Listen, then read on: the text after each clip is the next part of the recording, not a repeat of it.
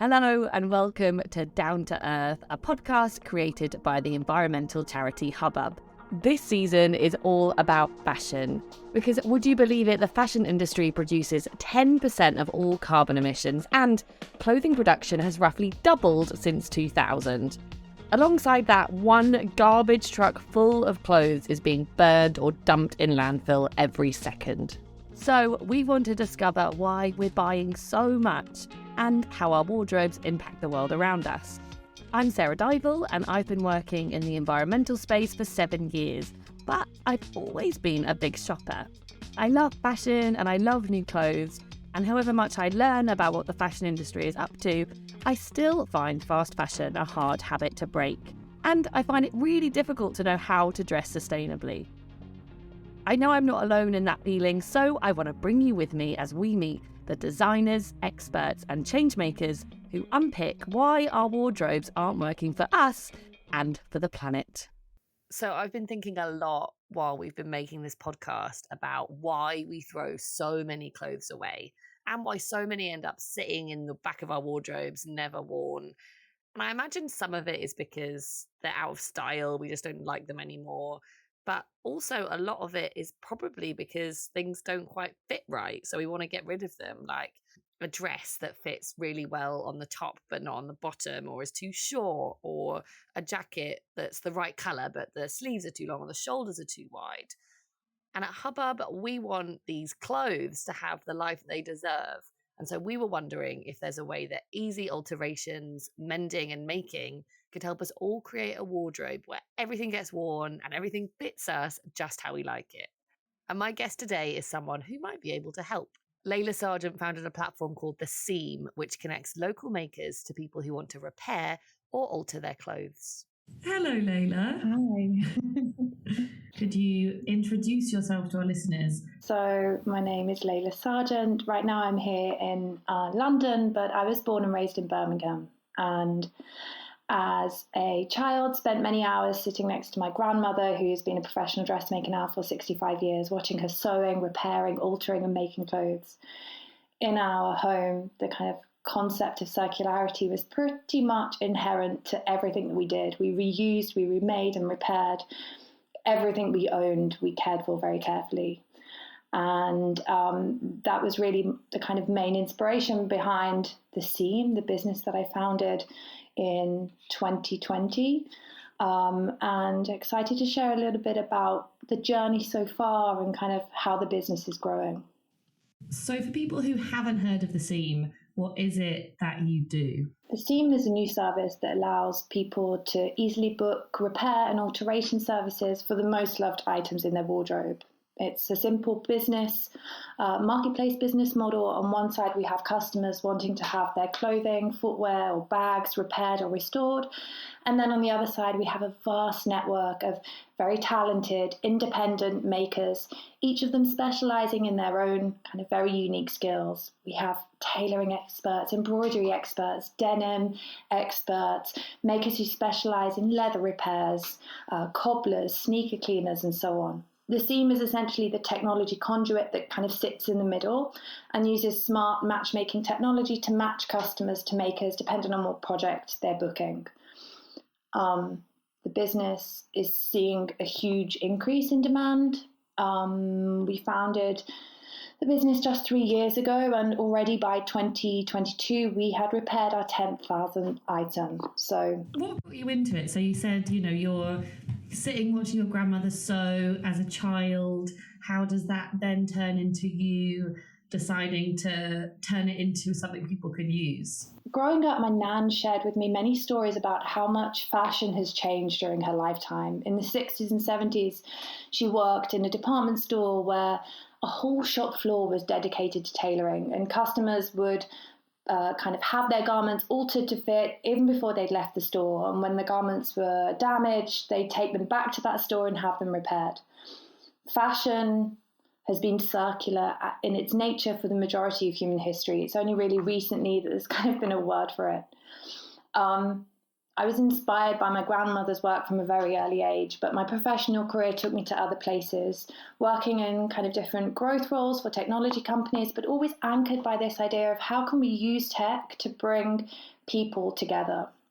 In 2019, I moved back to London after living in Germany and the States for many years, and I needed to find a tailor to help me care for actually, it was just a pair of jeans. And frustratingly, I found it quite hard to find someone to do this. The tailoring industry was one of two very paradoxical worlds. On one side, you have kind of high street dry cleaners that felt quite budget and quite impersonal with very generalist skills. And then on the other side, there was kind of Savile Row tailors that felt very expensive and very exclusive, and neither option was really kind of what I was after. I wanted to work with somebody who had the specialist skills to care for my clothes, but at the same time needed a service that I could afford. So it was at that point that I realized the industry was in need of a kind of seismic reinvention. And at that point, I conceptualized and built the seam. It seems like a distant memory now, but yeah, that was 3 years ago. I'm surprised actually that this kind of platform wasn't around earlier. I guess we're seeing this kind of tech being used in other ways to make other services more convenient, but this is the first one that I've heard of, certainly, that's specifically about repair, which seems like something that would be so useful every day. I'm sure everyone at home has got like a coat sitting in the back of their wardrobe that they don't wear because it has a hole, or shoes that need resoling, or jumpers that need patching. Yeah, that's definitely the case. And based on what season it is, people have different requests. So of course, coming into summer now, it's wedding season. Lots of people want their kind of outfits tailored to fit them. Well, we've just, of course, finished the kind of winter season. So for pretty much 3 or 4 months consistently, our most booked service is repairing woolen jumpers or woolen garments, where the moths have been busy throughout summer and autumn. And so, yeah, it always depends on the demand kind of changes as the seasons pass. I'm glad that you said that, because that was actually what I was really nosy about, is what are people getting replaced, and like what are the most common things that people come to? You're saying jumpers, but is it like higher end things that people are getting repaired? Does it tend to be, or is it across the board? Yeah, that's a great question. I mean, we're still learning, right? We're still figuring out what items people are willing to spend money on having repaired and altered. Now, what we do know is that vintage items and items with significant sentimental value, people are willing to spend money and invest time and energy, resource into having them repaired and keeping them for longer. With stuff that's kind of shop bought or, perhaps less sentimental value, we're still learning where on the kind of, recommended retail value of items, what people deem worthy of kind of repairing. We have some brand partnerships with kind of luxury and premium retailers, whether that's Net-a-Porter, Mr. Porter. We've been working with lots of kind of luxury brands for a while now. And of course, we know that repairing luxury items also helps other areas of the circular business kind of continuum. So for example, if you're purchasing an expensive item, you have to look after it, you have to care for it and repair it, restore it. If you're wanting to then rent it out or sell it later on, I'm only going to be able to rent my dress X number of times if I'm repairing it and caring for it carefully. Likewise, I'm only going to get the highest value for reselling an item if I'm restoring it and repairing it when needs be. So we're still learning what it means, but I think demand is definitely changing. People are now repairing and altering clothes for more than just those that they care really kind of that have sentimental value. Yeah, I think it's a really interesting one, because there's definitely, the only thing that I've ever got repaired is a coat, because that I paid to get repaired. Everything else I would do myself. But actually, some of the clothes that I bought on high street that I thought that I maybe wouldn't wear that long has become like the shirt that I wear that comes back out every summer and often needs like a seam sewing up or something like that. So I guess people might have an idea that only really high value items can be repaired, whereas actually anything that you wear all the time and that's a big part of your rotation is worth investing that much time in. Personal value, not just kind of monetary value. And I think, this is definitely what we're seeing. Even our customers who bring kind of very expensive footwear or bags to be repaired, they're also bringing high street brands, t-shirts, jerseys, jackets to be repaired, not because they want to resell them or rent them, but really just because of that exact reason. They wear them often, and almost like, why wouldn't they repair them, right? And this is going to take me back to a question that I thought that I was going to ask you at the start, but I got carried away in our conversation.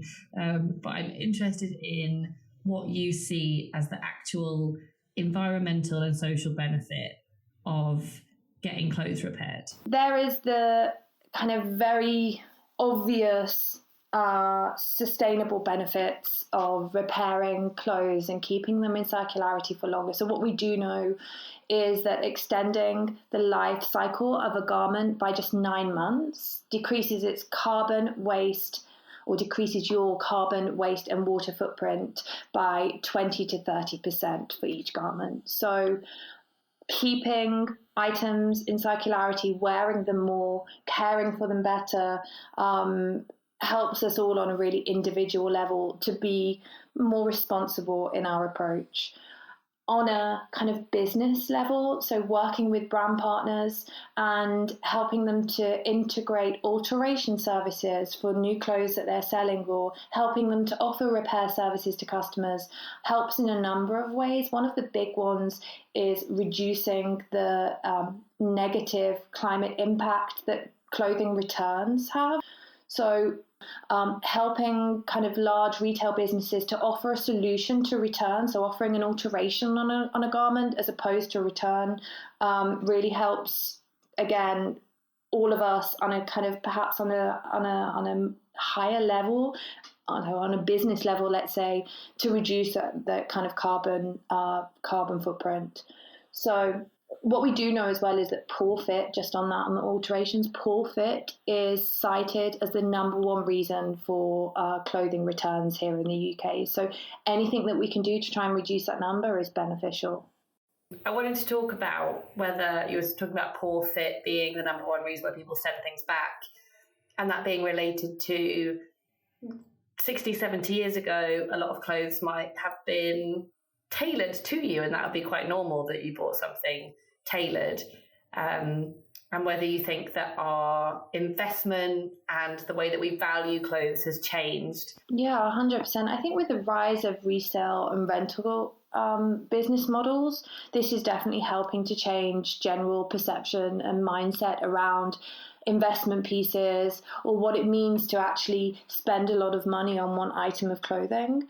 But also this idea of personalization. I kind of hear this term quite often now, the fact that we're entering an era of hyper personalization. Everybody wants to be super unique, and this is why vintage clothes have seen such a huge increase over the past few years, is because everybody wants they don't want to be wearing off the shelf clothes anymore.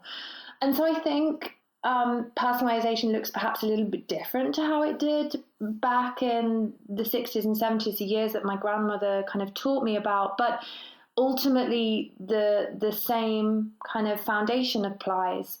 Having items in our wardrobe that we have some connectivity to, that we care more for, is really the kind of bedrock of sustainability. And how do you think that we can get, I guess through services like The Seam, what you're trying to do is get people to place more value in their clothes, but is there a way that you think people can really extend the life of what's in your wardrobes? I found that the 9 month stat quite shocking, because actually if you think extending the life of one item by 9 months is nothing in your lifetime. Yeah, I think general care and repair is super important, whether that's how you wash your clothes, how you hang them, how you store them, repairing them when they get damaged rather than kind of packing them away and just leaving them in the wardrobe for another time. If a button falls off, try and do it as soon as you can. If a zipper is broken, really try and investigate how much it's going to cost and how accessible it is to replace the zipper rather than replacing the whole jacket. Visible mending is becoming quite a kind of cool trend now as well. Typically it was always just invisible mending only. People didn't want to show that their items had been repaired, but actually now we're seeing a huge increase in requests for visible mending, whether that's kind of visible embroidery or patches or some kind of cool upcycling where we're using different fabrics to bring them together. I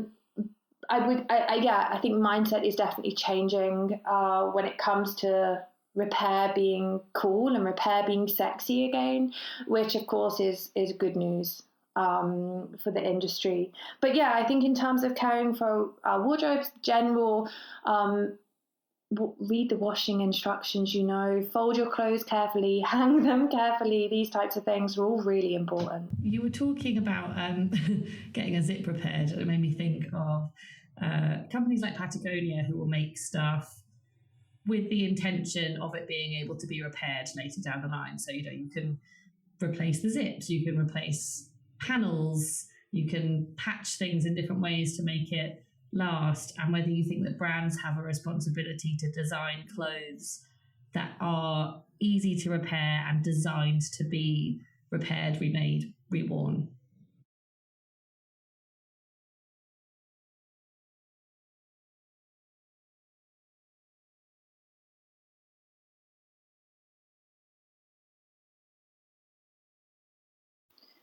Yeah, that's really interesting. I mean, Patagonia, of course, is the kind of industry leaders when it comes to helping their customers to care for their clothes and promoting sustainable practices, right? And I think doing so and kind of taking that approach not only is great for the environment and all of the kind of sustainability metrics, but actually it keeps Patagonia customers loyal. It keeps Patagonia customers engaged and connected to the brand. And this is the kind of future of retail, right? This era of just sell, buy the item and then disappear. It's so outdated now, and I think brands and retailers are definitely realizing that they need to do more around kind of engaging with their customer and keeping them engaged, other than just kind of sending an email marketing campaign every couple of weeks promoting a new collection. Something else on that, I think the data side of things is perhaps something we should just touch on quite lightly. I mean, it's a very exciting area of the business here at the Seam.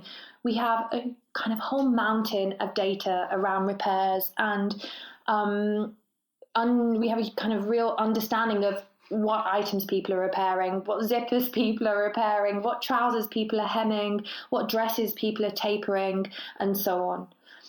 We're working on a kind of improving our data sharing capabilities, let's say, whatever that means in layman terms, but we're figuring out how we can really use this data in the most valuable way. So how can we feed that data back into brands, into the design process, and help them to design in better and more sustainable ways? So, for example, sharing with them just exactly what zippers are breaking first, what trousers people are having altered in length, and hopefully then brands are going to be we know that they already are starting to use that data in order to design in a more sustainable way.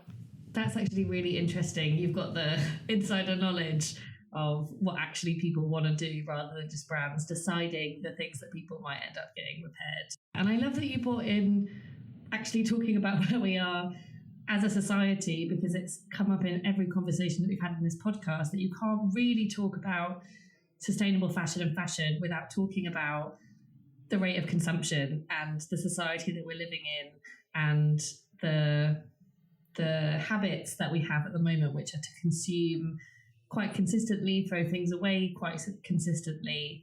I know you said you can't force behavior change, which I completely agree with, but I wonder if you think that we're shifting to a potentially more measured level of consumption because people are starting to engage in services like yours and think about repair and think about where their clothes come from. Yeah, I mean, we really cannot force behavioral change. Instead, we have to kind of guide it and leave it and lead it. Our approach at the Seam is, I would say, driven largely by our understanding of the importance of connectivity. So back to my story about watching my nan tailor my clothes and repair stuff for me. Well, at that moment that she was kind of sewing or making each stitch, it allowed me to forge a kind of immediate connection with my clothes, right? Which made me want to kind of very naturally then care for that item more, wash it more carefully, keep it for longer and wear it more. When I kind of founded the Seam, I knew that I needed to weave that energy exchange into the business somehow. So a couple of ways that we're doing it is, number one, matching the customer to the maker directly. And the customer can converse with the maker, they can talk about different repair techniques and so on. Having that direct connection to your maker rather than just talking to another business front is, for me, a real kind of key way in which we're building that connectivity.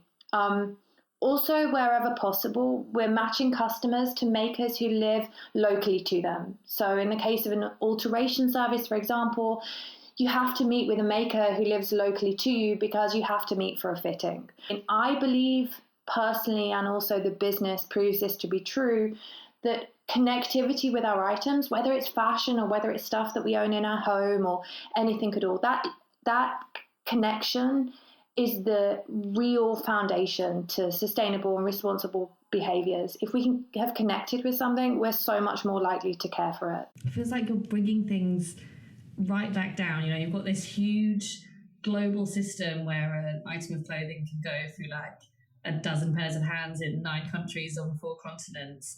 And you're kind of bringing it all closer and closer to home and reconnecting us with the people who live near us, who have those skills, with our, you know, family ties through sentimental items. There's something really beautiful about community and fashion that I think is a link that's not made very often. That actually what we wear every day has a huge impact on us and carries so many stories, as do all the people who make it. It really does. If every time, I had my coat kind of repaired recently, and every time I pick it up now and I can see the little moth hole repair in the sleeve, I think about the maker who repaired it for me. And very naturally then I have a connection and empathy towards that repair, and there's no way I'm going to ever kind of not care for that item, right? Because I think about the person who did it, who repaired it for me.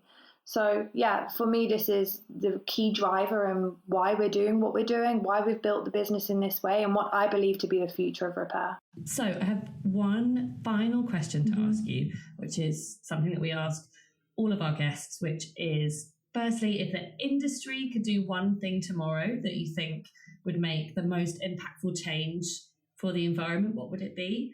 And if you're somebody listening at home right now, what's one thing that they should do today to make their wardrobe more sustainable? Cool. Then I'll start with the first one. In terms of the industry, I think together we should work on making services like the Seam, but yes, much wider than that, services that actually people want and the environment needs, making these services more accessible.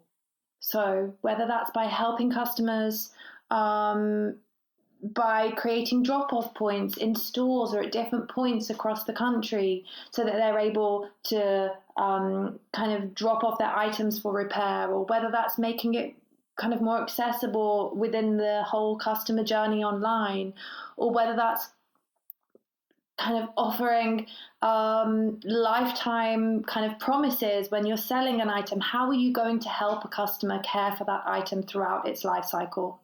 So working with brands and retailers, we're trying to instill the little bit of positive change that we can as a business, but I think as an industry, this is what we need to focus on, is going back to basics and really understanding what do customers want and how can we make that more accessible for them. And the second question, my one tip would be, have your clothes tailored to fit. It doesn't cost much. It will make you feel amazing, and very naturally you will find that you're keeping your garments for so much longer and wearing them more, and you want to care for them better. And trust me, when you've had a pair of trousers or a dress or a shirt tapered to fit you correctly, you will read the wash care label and you'll want to care for it for longer. So this would be my one tip. Thank you so much for listening to my chat with Layla. If, like me, you have a big bag of clothes in your wardrobe that needs repairing, then let this be your sign to fix them. Whether you use a platform like The Seam, go to your local dry cleaners, or try and mend at home, altering your clothes to fit and repairing them when they need it is a surefire way to make sure your clothes last longer and to save you money in the long run. If you've been inspired to make a change, or if you're already making one, we would love to hear about it. You can find me on my email, sarah@hubbub.org.uk, or you can find us on all the usual socials, and if you're quick enough, we might even read it out on the next episode. Thank you so much for listening. This podcast was presented by me, Sarah Dival, created by Hubbub, and produced by NEJ.